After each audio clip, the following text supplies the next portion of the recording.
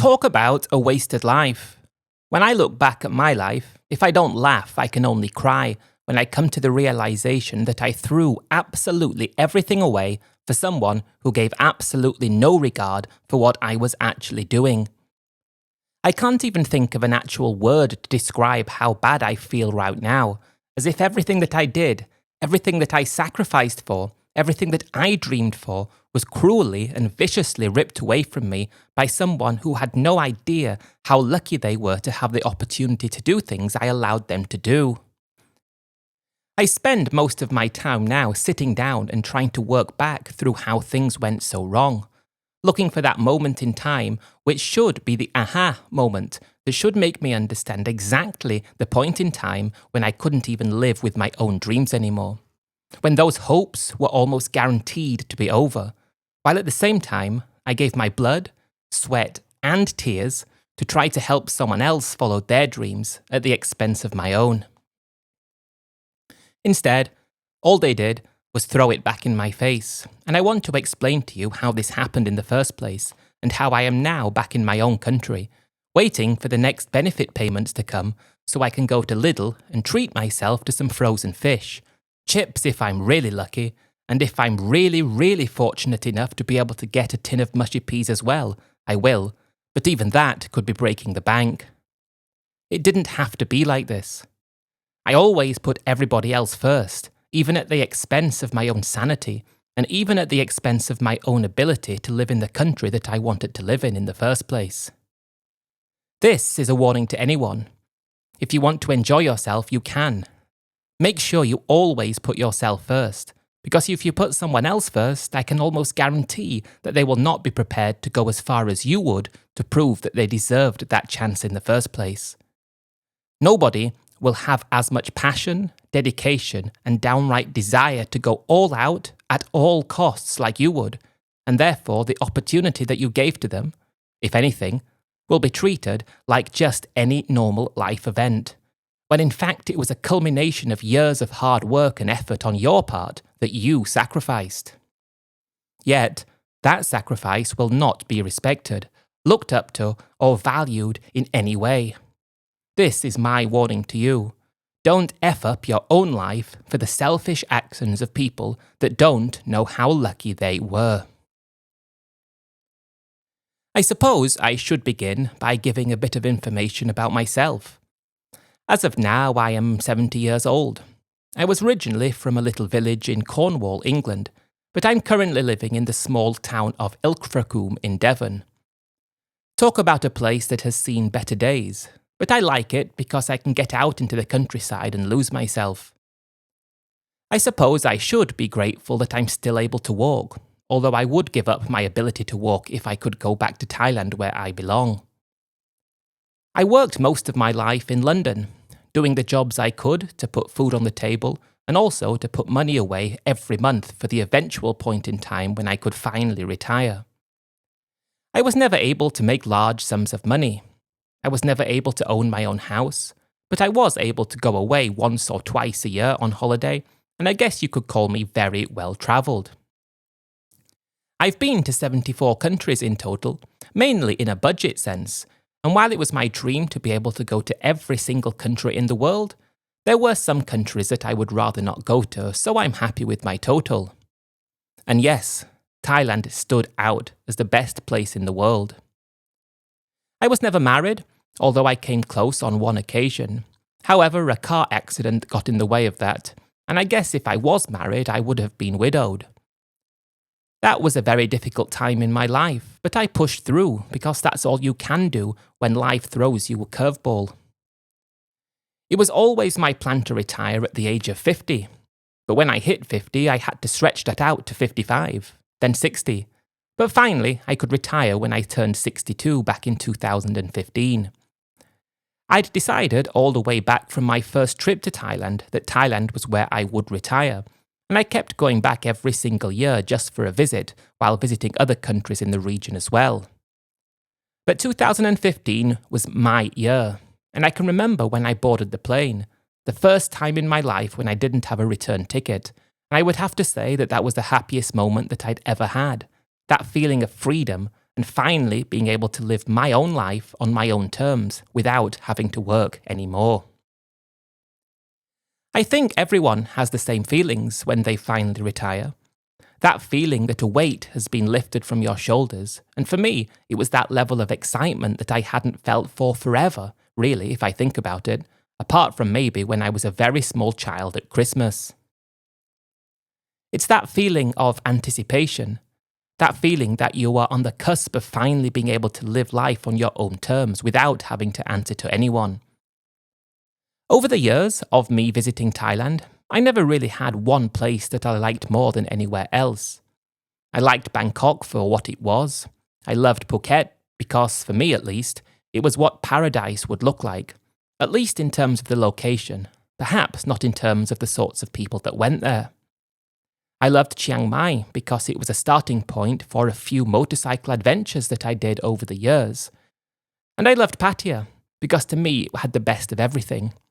Close proximity to Bangkok, an abundance of Western foods as and when I needed them, and at the time at least, very cheap living.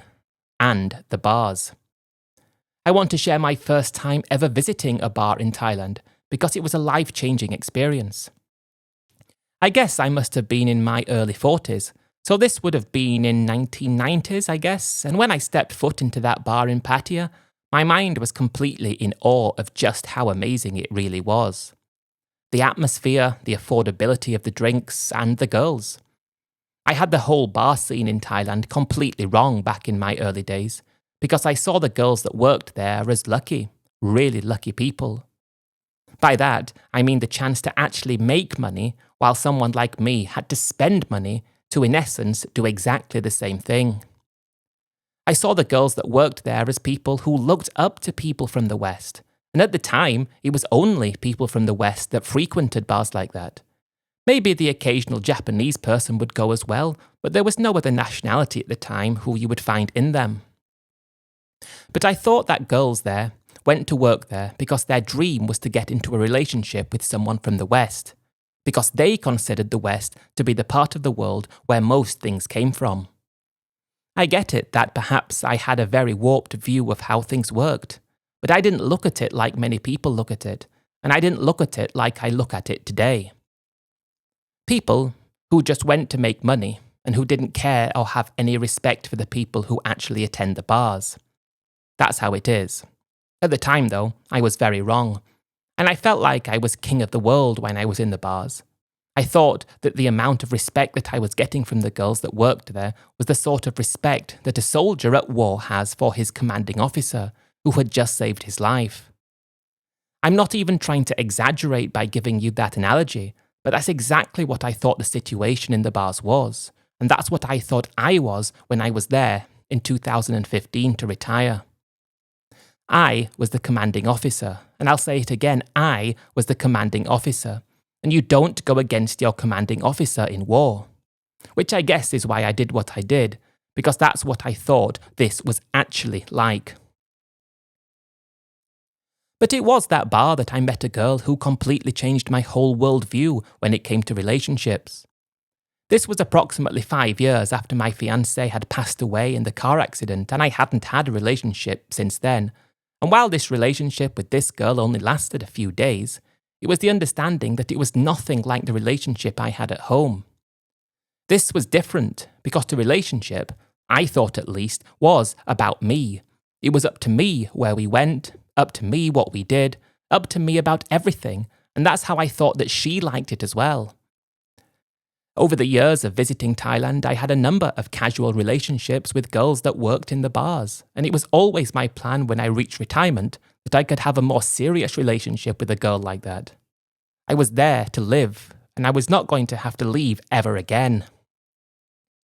I hope I've been clear as to why I saw the bars the way I saw them, because I wanted a one-sided relationship where the person that provided was in charge, and the person that accepted a better life was grateful that they had a better life and understood it for what it was. But anyway, when I arrived in Thailand in 2015 to retire, it was my plan to move to Pattaya, and it was also my dream to buy my own condo there and live in that. Over the years, I looked at condos in Bangkok and Pattaya, and I had a budget to buy myself a very small place just to have my own place because I'd never had that privilege back at home. When I arrived in Pattaya to retire, I just stayed in my usual hotel just off Second Road that I stayed at every single time I'd visited Pattaya in the past. I arranged a good monthly rate with them while I searched for my own place.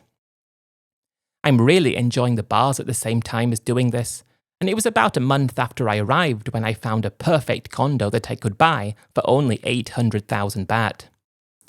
It wasn't brand new, it wasn't glitzy like you see some of the condos. It was just a studio unit on a high floor close to Jomtien, and the fact that I could see the sea from it, that was good enough for me. I purchased that and got the title in my own name, and I felt amazing because that was the first piece of property I ever owned, and I spent about 200,000 baht fixing it up and making it perfect. I put another 800,000 baht in the bank for my retirement visa, and I had savings which I transferred into Thailand to use for my living expenses until my final days came. I had 8 million baht, and I thought that was an absolute fortune. My retirement got off to an amazing start. I was happy to have my own condo. I don't wish to say the name of the building, but I think many people could probably picture which one I'm talking about. But I felt like I was on cloud 9 when I was able to wake up in the morning in my own place, go outside for a walk in the early morning, go and eat breakfast at a very cheap place close by. They even had a place where I could get a full English breakfast for only 99 baht, which I don't think is available today. And I would walk a bit more, which was one of my favourite things to do. Just walk around and explore the area, which made me feel like I could really get to know it. I would usually skip lunch, maybe spend a bit of time at my place, and some evenings I would make my way out of Jomtien and into central Pattaya, and hang around some of my favourite sois. I didn't do this every day, maybe twice a week. On the days that I wasn't doing that, I was just feeling I was so lucky to be able to live in Thailand. Even if it meant just lying on the bed watching a film, I didn't need to be out doing things all the time. The fact that I could do it sometimes was good enough for me. It was on one of those days that I allowed myself to go to the bars when I finally met a girl who I got into a casual relationship with, but quickly realised that I wanted this to become something more serious. As I've already said, at the time of my retirement, I was in my 60s and the girl I met was 32. I thought that because I went for a girl who was already in her 30s, that meant she was already past the point of her main level of beauty, and she should be happy to be able to finally settle down and stop working in the bar. To say that I fell in love with her would be putting it lightly. I was smitten from the moment I met her, and the fact that I was retired and living in Thailand made the whole thing so much better and so much easier. It started out, I would go with her to the hotel I used to stay at and meet up with her occasionally over a few weeks. But after getting to know her and spending a lot more time with her, I would say roughly 3 months in total, that was when I thought I knew her well enough to get her to move in with me to my place. She was just your typical bar girl. Beautiful, very good at having a good time, slightly provocative in the right way, and she just oozed what I thought was a sense of class and elegance. Some people may think those words don't go together with what a bar girl actually is, but that's how I viewed her. An amazing girl who had the fortune to spend 7 or 8 years working in a bar. I wished I could have spent 7 or 8 years in a row going to the bars every single day, but I couldn't. So in a way, I even looked up to her because she was able to do that. I can remember the first time I took her to my place. The fact that it was mine and that I was able to tell her that this was my place, it belongs to me. I felt so good to be able to do that. And I was quickly in love with her to the point where I didn't even think about anyone else. Like I said, she was 32. She had 3 kids, but it was very difficult to find a girl that worked in the bars who didn't have kids. Her eldest was 16 and her youngest was 3, and they were living with her parents in the village in Isan. I get it that that's a typical situation, but you can't have everything, can you? If she didn't have kids, she probably wouldn't have been working in the bar. But I understand that now, so it is what it is. The bar was where I met her, and it is, and I don't care, and it shouldn't matter where I did meet her. When she started living with me, my retirement just got that bit better.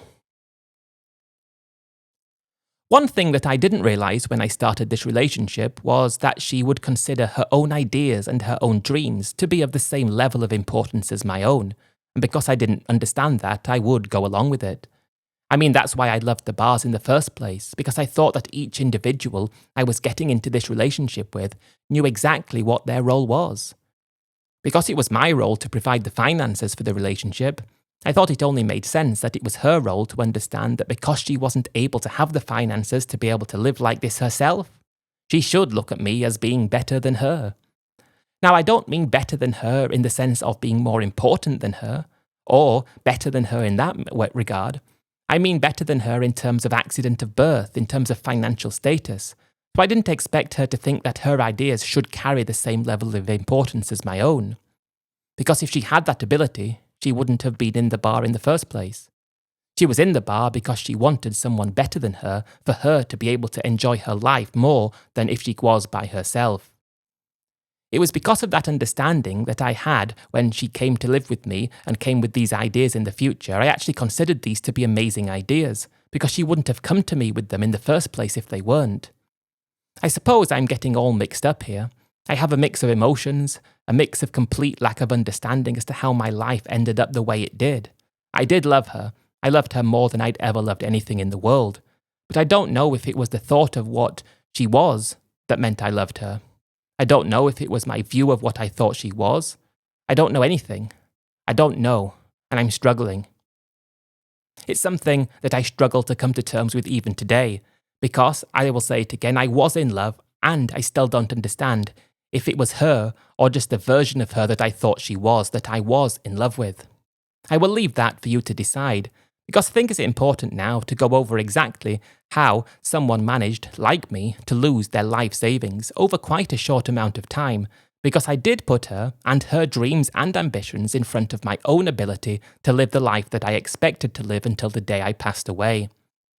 Don't let the same thing happen to you, because I can promise you that it's not even worth it. So after she moved in, we got into the normal daily routine, and I was paying for everything and also helping her out to send money to her kids and parents, because she was something that she did before we were together. I understood that this was a non-negotiable before we even got involved with each other, and I was happy with that situation.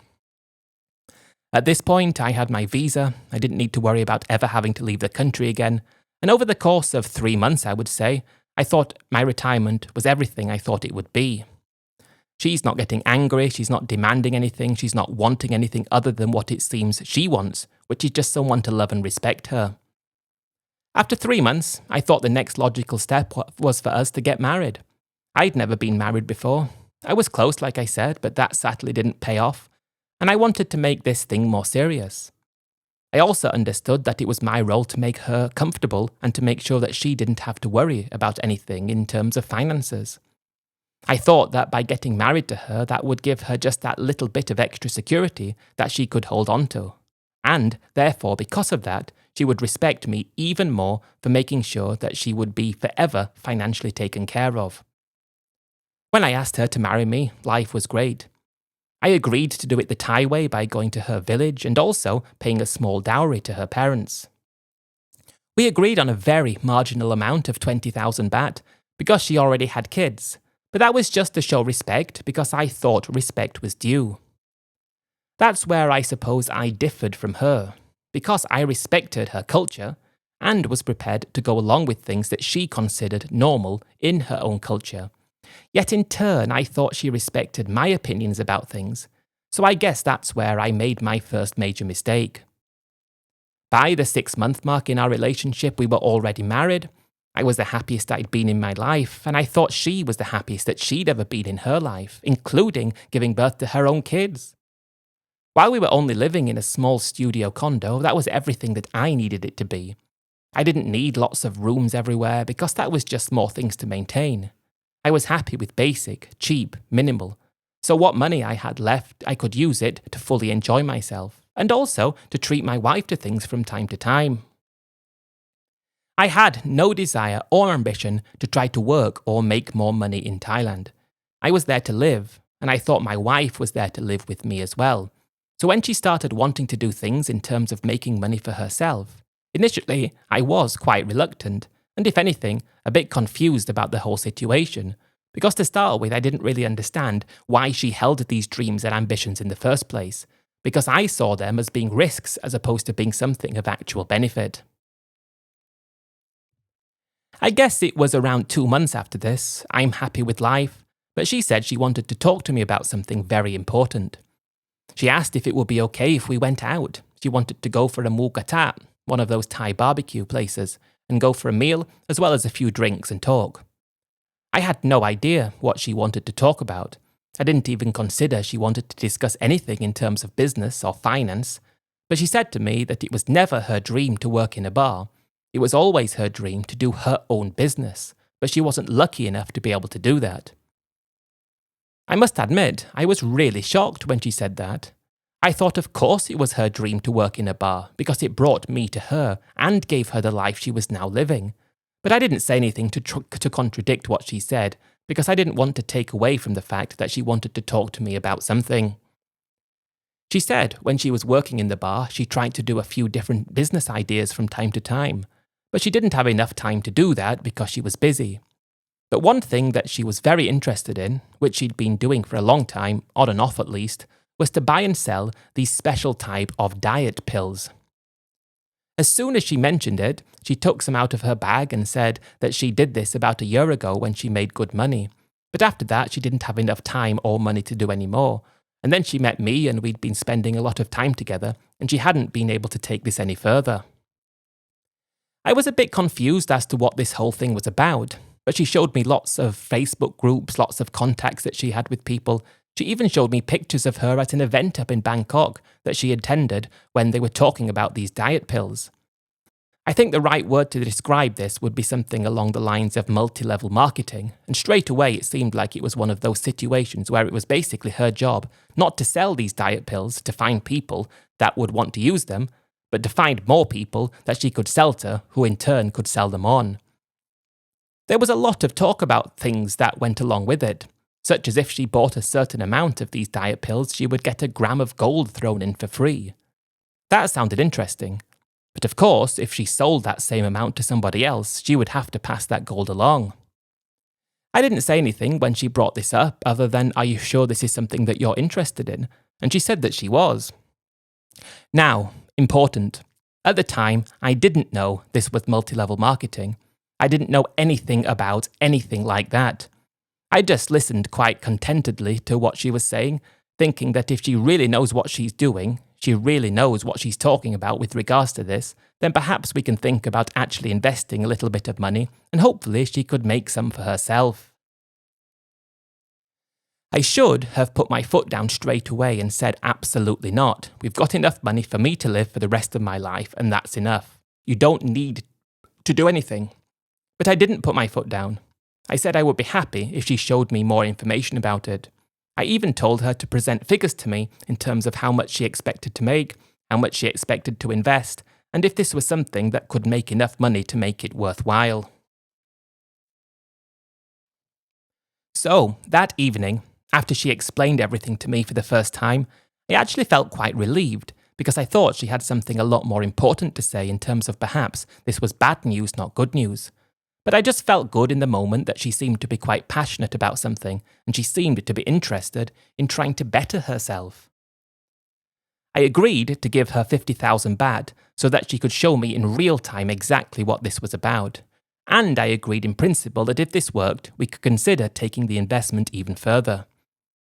She was very happy about that, as you would expect.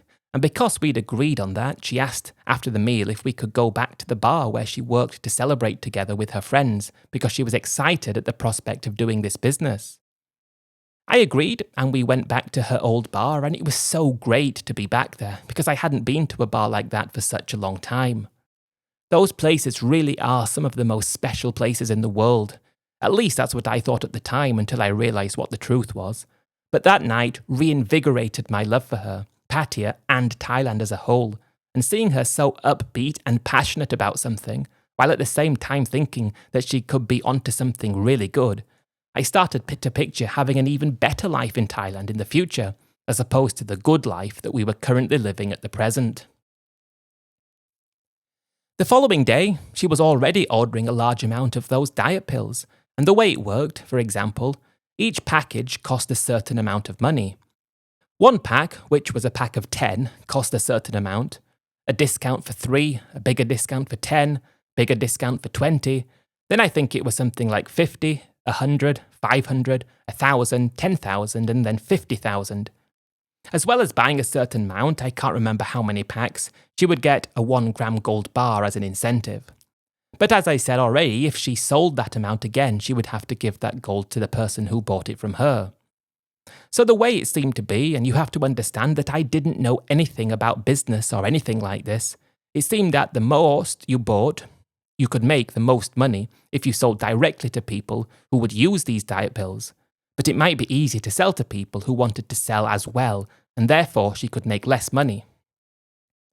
Because I agreed to give her 50,000 baht, I think that was for 100 packs of these diet pills, and buying one individually was about 1,800 baht. Also, I wasn't expecting to play a huge role in this, I was just going along with it, so I don't know if these figures that I'm quoting are 100% accurate.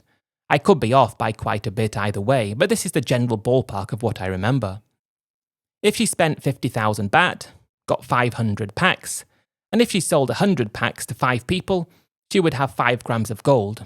But she would have to give that to 1 gram each of these people who she sold to, and she would have to make about 10,000 baht profit all over for that.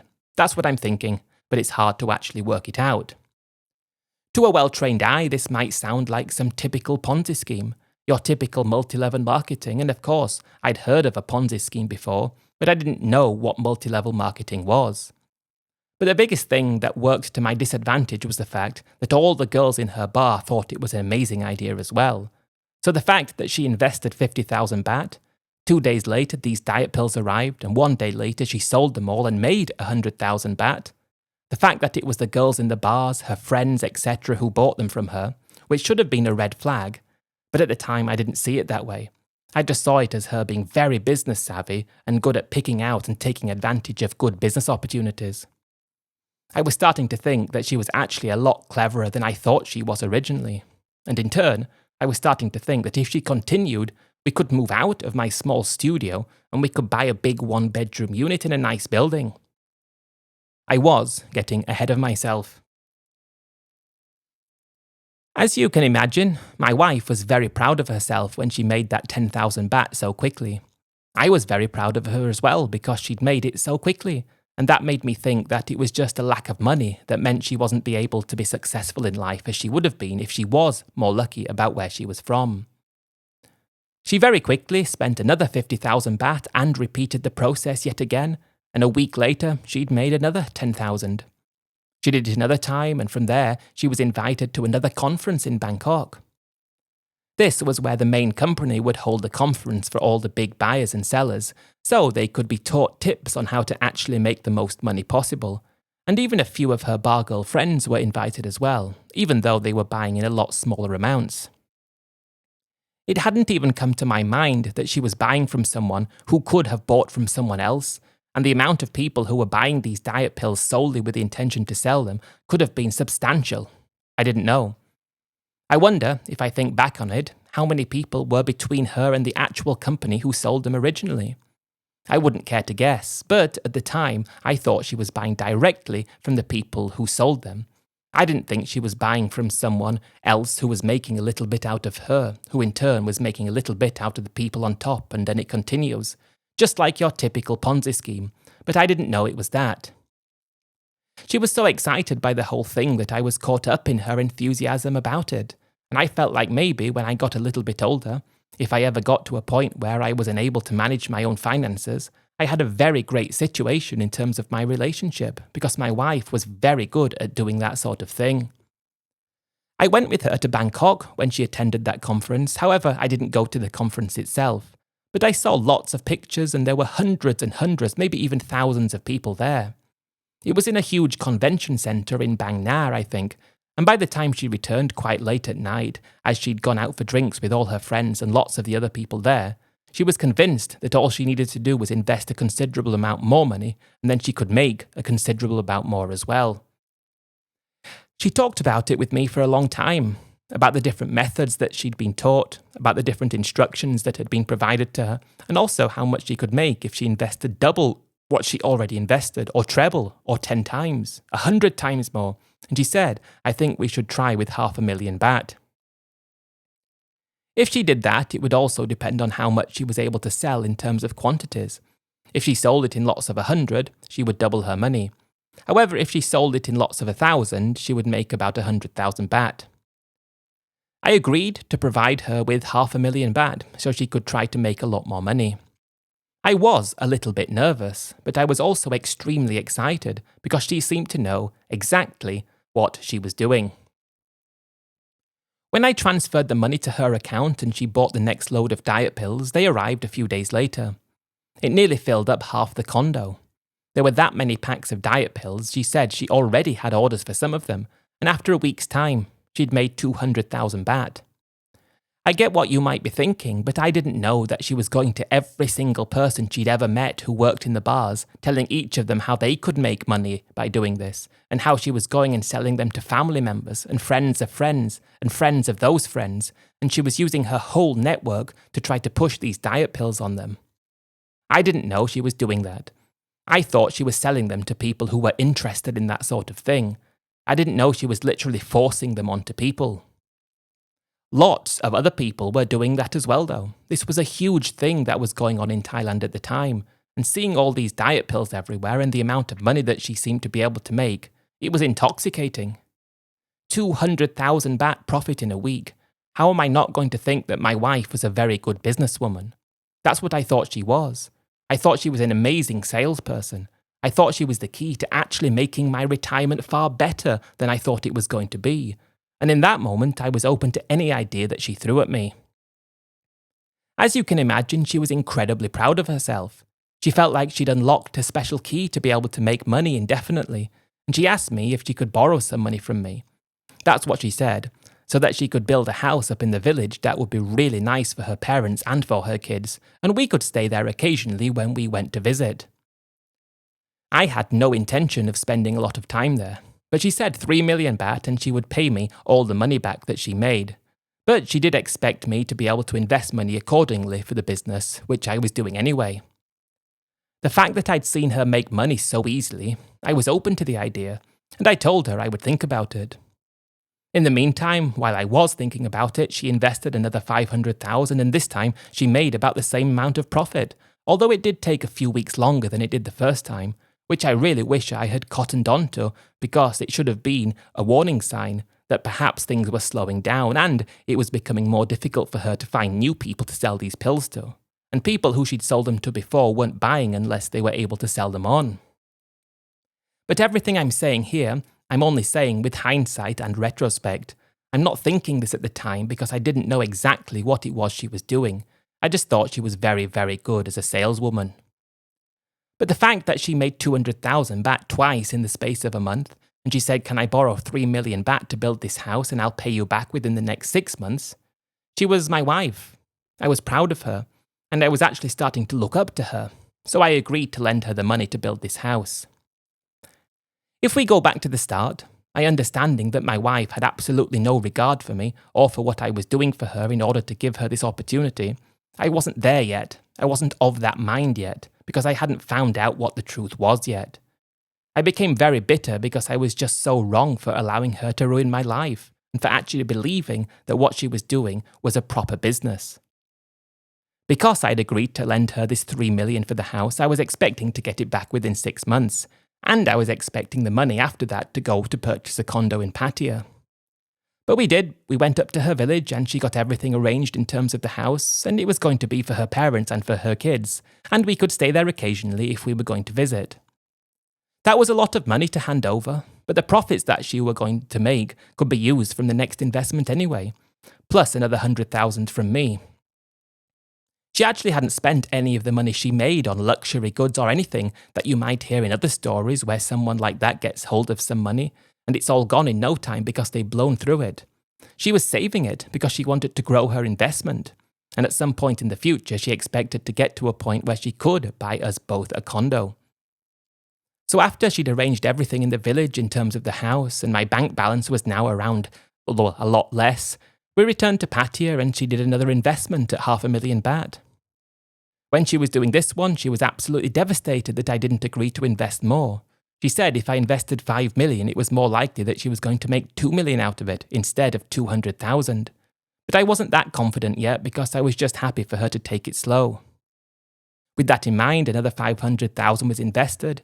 The diet pills arrived a few days later, the condo was full again, and she's busy and excited and going round to all the bars selling these on to different people, and again she made money.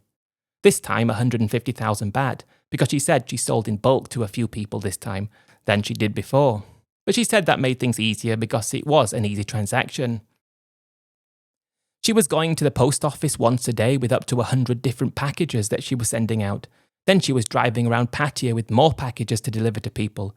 And again, if I think about what was going on, she was just selling to absolutely everyone she knew and everyone who she could convince that they could make a lot of money out of this. I wasn't exactly aware that that was the case, but now, with the profit she'd made, she had enough to do another investment of 500,000 without using my initial capital. I thought that was a huge win, and I just couldn't believe how well life was going and how fantastic my retirement was turning out, because I'd found a wife who was very intelligent and extremely capable. My wife was walking around like she was the smartest person that the world had ever seen, and I was believing that she was because I'd never made that amount of money before in my life in such a short amount of time. She'd been working really hard, and she said she wanted to go away for a week because she'd never left Thailand before, and she really badly wanted to go to Japan. She said she would pay for herself if I paid for myself, and I was okay with that. So we went, had a holiday in Japan. I'd been there one time in the 1990s, and it had changed a lot since I was there, but it was also great to be able to experience a different country with my wife because that was the first time of her doing it. While we were there, she was always in constant contact with people who she sold things to, who she bought things from, and while it was a holiday for me, it was more like a holiday while she was still working. I'm starting to feel like I'm the luckiest man alive because I've met a girl who wasn't only beautiful and everything that I would want in a girl, she was smart and able to make money. And if this continued for a year, she could retire and we could both have an amazing life together. We left Japan and she's even more excited than ever. She'd already decided that when we were back, she was going to do another 500,000 baht run, this time using her own money that she'd made. And again, she made money. But again, I should have picked up on the fact that this time it took her 5 weeks, whereas before it was only taking her a few days. That went to show just how much more difficult it was than before because there were simply not enough people to buy these diet pills anymore. The ones that could still make money did, but the ones who tried and failed weren't going to buy anymore. And it made you think who was actually taking all these pills when there are thousands of packs changing hands every single day. Again, I didn't think about it at the time, and that's my mistake. But after she made that sale, she gave me 100,000 baht back, the first payment that she owed me on the house, 2.9 million to go. So it was only a token amount, but the fact that she did that, I felt at least that her intentions were in the right place. She was starting to get a bit restless though, feeling like she was wasting the opportunity that she had because of the amount of money that she knew I had available, thinking that if she could be making millions instead of hundreds of thousands. Because I'd seen her making money before so many times and nothing had ever gone wrong, when she said, "Can I invest more money?" and she would share half the profits with me, I started to actually entertain the idea, thinking I would be stupid not to. I didn't want to miss out on a potential 1 million baht of extra money for a month's work. She kept saying that if she invested a lot more money, she would be opened up to more buyers who spent more as well, and everything she said started to make sense because, as I already said, I'd seen her make money already. This was around 3 months after agreeing to help her get the house built, and we'd been up one time in the meantime to go and have a look at the progress. I'd never seen a house built that quickly. Now apparently it was already ready after 3 months, so we went up again to have a bit of a housewarming party, and watching her how happy her parents and kids were to be moving into this house, which was so much better than the one they lived in before, it was a really heartwarming experience. I could see how proud my wife looked, that this was her doing. Of course, she borrowed the money from me, but she was going to have it paid back in no time, and she was promising all kinds of things to her kids and her parents about what she was going to be able to provide for them soon. I must admit that I didn't even know that half the village there were actually invested in this thing that she was doing, all because of her. And people were coming around and speaking to her about it. And I just thought they were buying, one pack for their own personal use. But I found out later that they were actually investing to try to sell. And these meetings with them, struggling to sell them on, I don't know that. And I don't know that in the village she was becoming someone who perhaps people didn't respect very much because she was selling these things, telling these people that they could make a lot of money, and most of them were not managing to make anything at all. I didn't pick up on that though at the time. I have to keep saying that. And after we spent about a week in the house, 6 days too long as far as I was concerned, we returned to Pattaya because she wanted to talk about the next investment with me, which was going to be the biggest one yet, and it would rely on me investing heavily. She got me to invest 5 million baht, which was a 10 times investment from before, with the anticipation of making about 2 million baht, of which I would get 1 million for myself as profit, and the other 1 million would be given back to me based on the house. And then we would invest again until I was paid back, and until we had enough to buy a good condo in Pattaya, and until we had enough to retire, for us both to retire and live an amazing life. I'd seen my wife make a success out of this countless times already, and because of that, although I was very hesitant about handing over such a large amount of money, in essence nearly all of my life savings that was left, it didn't seem to be anything other than a great idea because I'd seen it work with her. I'd seen her make money before. She wasn't even saying she was going to sell it within a few weeks. She said it might take 3 months this time because it was more, but I was okay with that because I thought she knew what she was doing. I would have bet my life on the fact that she knew what she was doing, and I suppose I did bet my life on that fact. I think it's pretty obvious that this is where everything starts to go very, very badly wrong. I gave my wife 5 million baht to invest in this business based on everything that I'd already told you, and based on the fact that I was very keen on making more money myself. We had a literal condo full to the brim of these diet pills, and the first few days she's selling them as she has done and money's coming in, and by this time she's sold around 5% of everything. This was to some really big sellers apparently, and then there was some news in Thailand that 2 people, I think it was 2 or it could have been more, sadly passed away because they had taken not this brand of diet pill, but a different brand of diet pill, and there was a huge crackdown on that type of thing. These were just supplement type things. I don't know anything about what was in them or anything, but the fact that it was so widespread, it was all over Facebook, it was all over lots of social media platforms, and there were conferences in genuine places about it, there was nothing to indicate that there was anything other than real things in there. But when that news came out, all of a sudden, that was it. She couldn't shift them anymore. It was almost as if the news had made it turn out to be fake. How it was just basically a PONZI scheme or multi-level marketing, and what I thought it was, I didn't really know what it was because I just left it to my wife to deal with and she was making money, so I was fine with it. But what my wife thought it was something else. That's when my world ended. Not only had I lent her the money to build a house, which I was going to get back very soon if things continued going well, not only had I invested 5 million with the expectation of making 1 million in 3 months' time, I'd been spending a lot more money as well on the anticipation of this money coming in, and now I found myself in the condo, worth about 800,000 baht, full of millions of baht worth of these diet pills, and a bank account with about 500,000 baht in it. That was the lowest point of my life, and it was the way my wife reacted when everything went wrong that made me realise that she never really cared about me at all. I should probably edit that to say that she never ever cared about me in the slightest, because as far as she was concerned, it was just one of those things that happens and we can't do anything about it and we need to move on. But for me, this was going from the anticipation of making a lot of money to not actually having any money left for the retirement that I'd worked all my life for. And that was the biggest fall from grace that I'd ever personally experienced in my own life, and the fact that it was happening to me. I went into full-blown panic mode. I'm not trying to say that my wife wasn't upset by this, but what I'm trying to say is that she didn't understand the gravity of the situation, because when all this went down and she wasn't able to sell them anymore, she asked me for some money to send to her family because she didn't have that money left, and because she'd already invested that money that she made into this as well. The fact that she asked me for that That was the point where I completely blew my lid. I screamed at her so much that I bet the whole condo building could have heard me. How did she think it was appropriate to ask me for more money for her damn family after everything that I'd lost because of her? As a husband, I was being as supportive as I could be. I was being supportive of her dreams, of her ambitions, of her hopes, and I completely risked my own life and retirement on this thing that she wanted to do, and I was happy to do it, because I didn't realise just how blasé she was about the whole thing.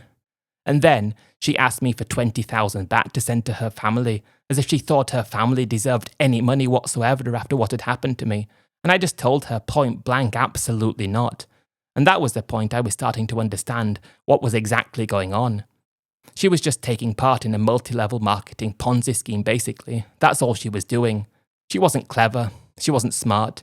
I mean, perhaps she was, because she got me to invest this money, and she was lucky along the way. But only because she was pushing this PONZI scheme onto loads of her own family members and friends, and now lots of them were stuck with these stupid diet pills that they couldn't sell anymore.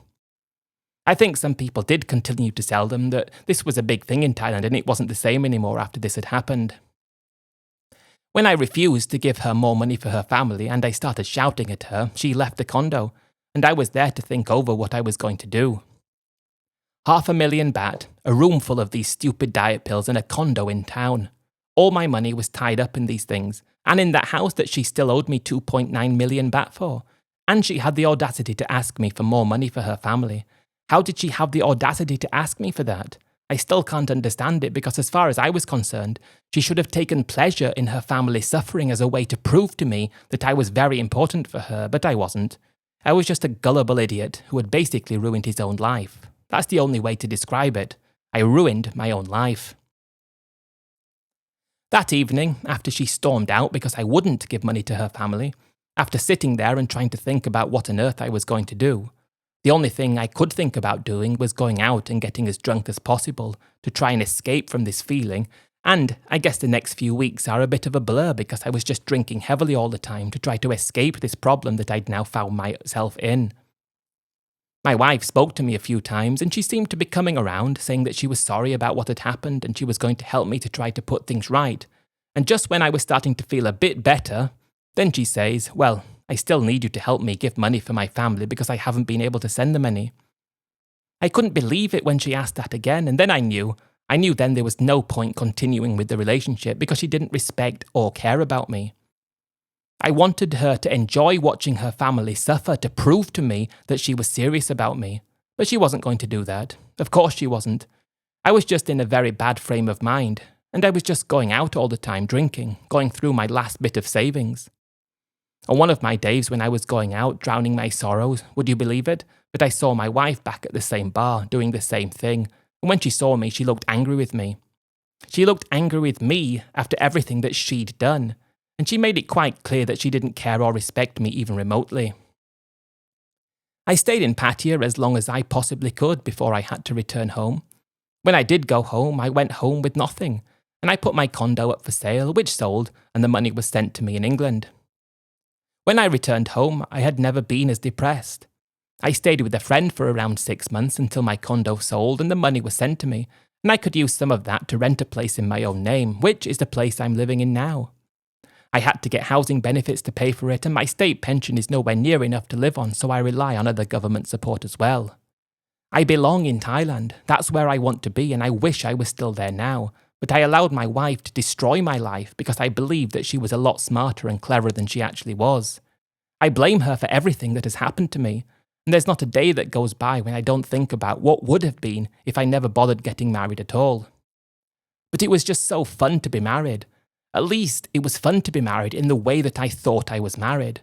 I thought I was the key to the relationship, and she was there to make my life better, and I was there to make her life better. But I believed that she was something that she wasn't, and I believed that this business that she was doing was an actual business, not just some kind of ridiculous PONZI scheme.